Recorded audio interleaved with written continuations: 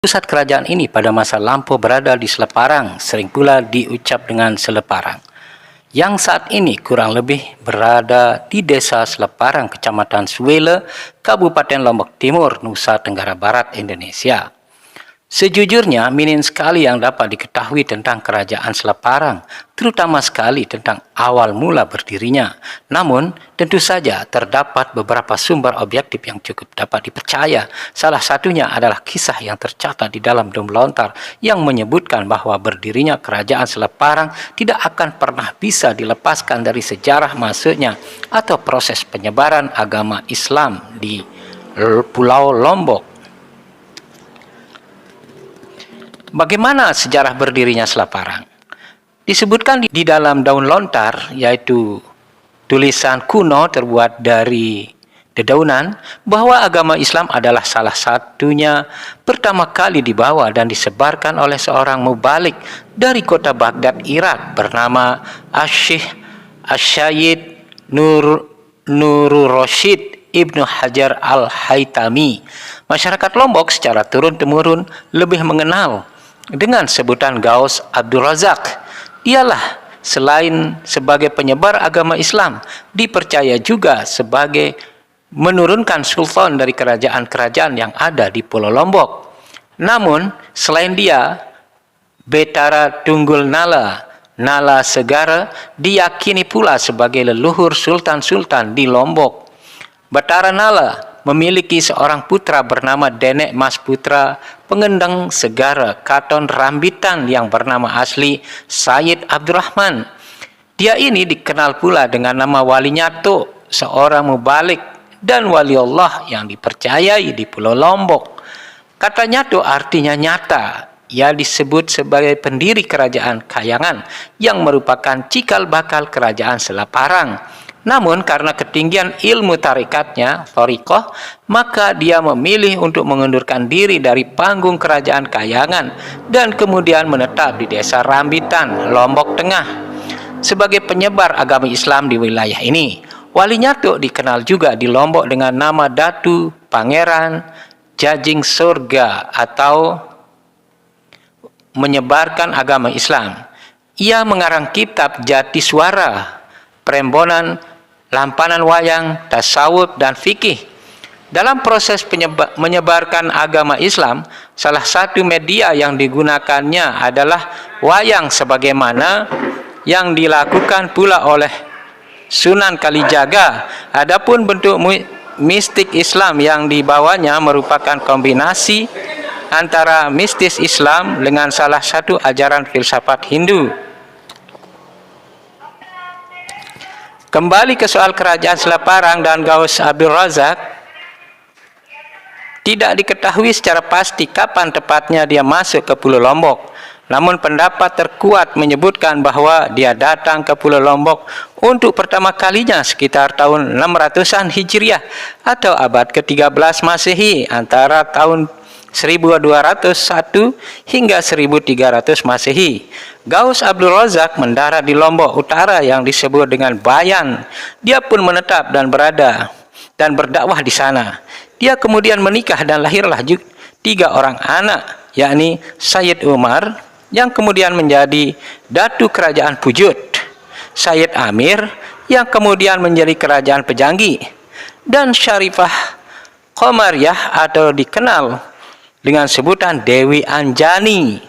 Kemudian Gaus Abdul Razak menikah lagi dengan seorang putri dari kerajaan Sasak yang melahirkan 2 orang anak, yakni seorang putra bernama Sayyid Zulkarnain, dikenal juga dengan sebutan Syekh Abdurrahman atau disebut pula dengan Gaus Abdul Razak, dan seorang istri dan seorang putri bernama Syarifah Latifah yang dijuluki dengan Denda Rabiah.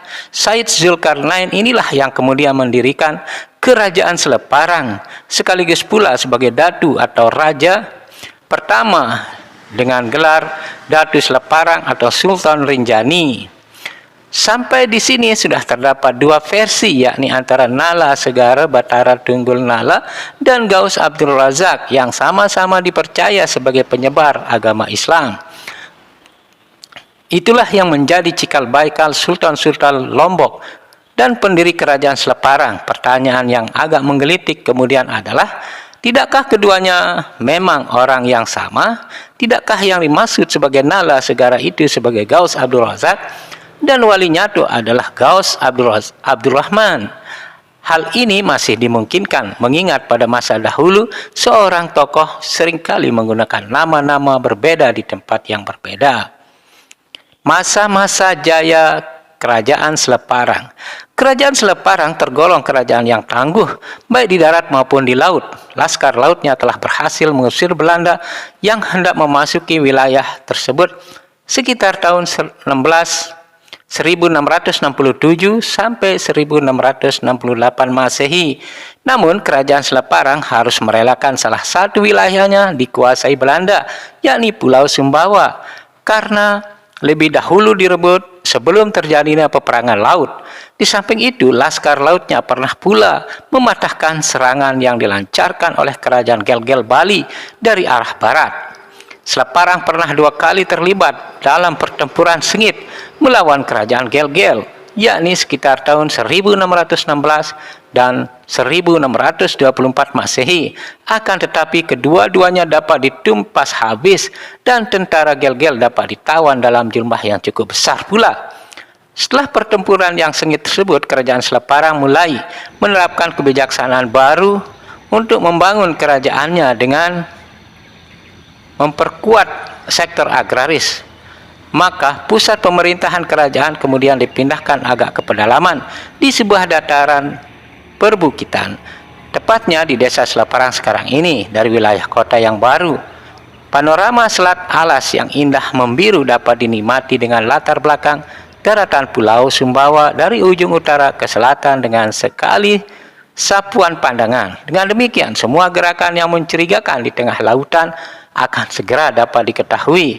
Wilayah ibu kota kerajaan Sleparang ini pun memiliki daerah bagian belakang berupa bukit-bukit persawahan yang dibangun dan ditata rapi bertingkat-tingkat hingga ke hutan lemor yang memiliki sumber mata air yang melimpah.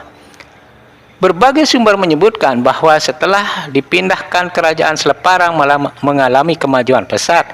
Sebuah sumber mengungkapkan kerajaan Sleparang dapat mengembangkan kekuasaannya hingga ke Sumbawa Barat. Disebutkan pula bahwa seorang raja muda bernama Sri Dadelanata dilantik dengan gelar Dewa Meraja di Sumbawa Barat, karena saat itu tahun 1630 Masehi daerah ini juga masih termasuk ke dalam wilayah kekuasaan kerajaan Sleparang. Kemudian dilanjutkan oleh generasi berikutnya, yaitu sekitar tanggal 30 November 1648 Masehi. Putra mahkota Sleparang bernama Pangeran Pemayaman dengan gelar Pemban Aji Komala dilantik di Sumbawa menjadi Sultan Sleparang yang memerintah seluruh wilayah Pulau Lombok dan Sumbawa. Nah, bagaimana keruntuhan Sleparang, teman-teman? Sekalipun Sleparang unggul melawan kekuatan tetangga, yakni kerajaan Gel-Gel, tetapi pada saat yang bersamaan, suatu kekuatan baru dari bagian barat telah muncul pula. Embrio kekuasaan ini telah ada sejak permulaan abad ke-15 dengan datangnya para imigran petani liar dari Karangasem, Pulau Bali secara bergelombang dan selanjutnya mendirikan koloni di kawasan kota Mataram yang sekarang ini.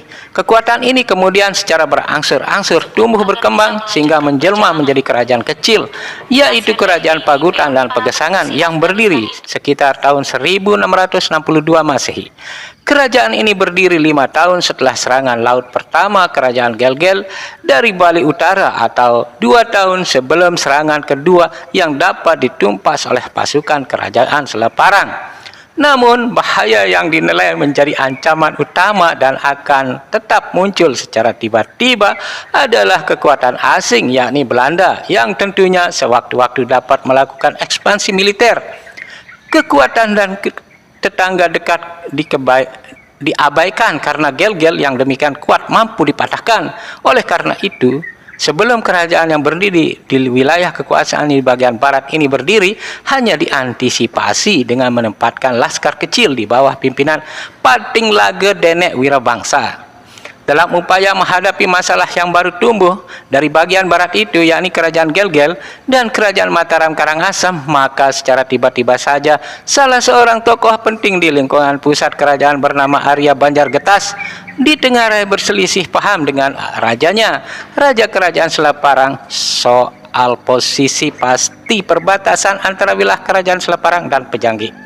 Arya Banjargetas beserta para pengikutnya kemudian memutuskan untuk meninggalkan Selaparang dan bergabung dengan sebuah ekspedisi militer Kerajaan Mataram Karangasem Bali yang pada saat itu sudah berhasil mendarat di Lombok Barat.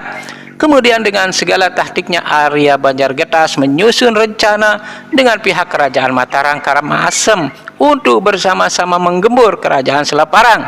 Pada akhirnya ekspedisi militer tersebut telah berhasil menaklukkan Kerajaan Selaparang. Peristiwa itu terjadi sekitar tahun 1672 Masehi. Sejak itu Karangasem menjadi penguasa di wilayah Pulau Lombok bagian barat dan beberapa wilayah timur dan tengah di bawah Arya Banjargetas. Demikian teman-teman yang bisa kami sampaikan mengenai sejarah Kerajaan Selaparang sebagai kerajaan Islam pertama di Lombok dengan berbagai macam peperangan, penjajahan dari pihak Kerajaan Gelgel Bali, kemudian dijajah lagi dengan